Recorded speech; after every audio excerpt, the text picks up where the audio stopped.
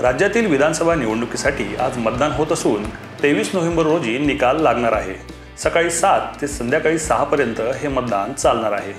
राज्यातल्या उत्तर महाराष्ट्राचा अर्थात धुळे, नंदुरबार आणि जळगाव जिल्ह्याचा विचार करता लोकसभा निवडणुकीप्रमाणे यंदाची विधानसभा निवडणूक देखील चुरशीची होईल असं मानलं जात असताना मतदानाची टक्केवारी आणि मतदारांचा उत्साह मात्र हिरमोड करणारा आहे। दुपारी 3 वाजेपर्यंत प्राप्त आकडेवारीनुसार धुळ्यात 47.62% इतकं मतदान झालेलं होतं। या जिल्ह्यात भाजपचे अनुभैया अग्रवाल, जयकुमार रावल अशा मातब्बर नेत्यांसोबत राम बधाने, काशीराम पावरा यांच्या भवितव्याचा निकाल आज ईव्हीएम बंद होणार आहे।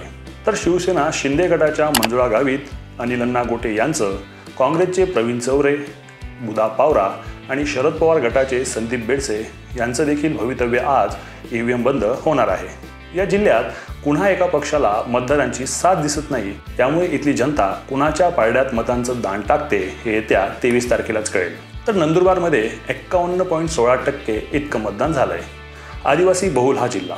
या जिल्ह्यातून भाजपचे विजयकुमार गावित, राजेश पाडवी मैदानात आहेत। शिवसेना शिंदे गटाचे आमशा पाडवी, काँग्रेसचे केसी पाडवी, किरण तडवी, राजेंद्र कुमार गावित, शिरीष कुमार नाईक, तर राष्ट्रवादी अजित पवार गटाचे भरत गावित यांच्या भवितव्याचा आज फैसला होणार आहे।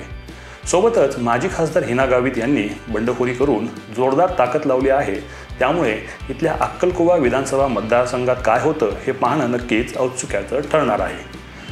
इथली जनता कुणाच्या पारड्यात आपल्या मतांचं दान टाकतं हे येत्या 23 तारखेलाच कळेल।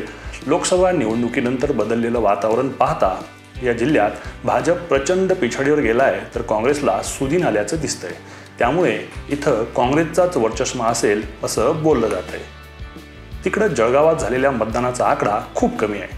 अवघं 40.62% इतकं मतदान झालेलं पाहायला मिळतंय।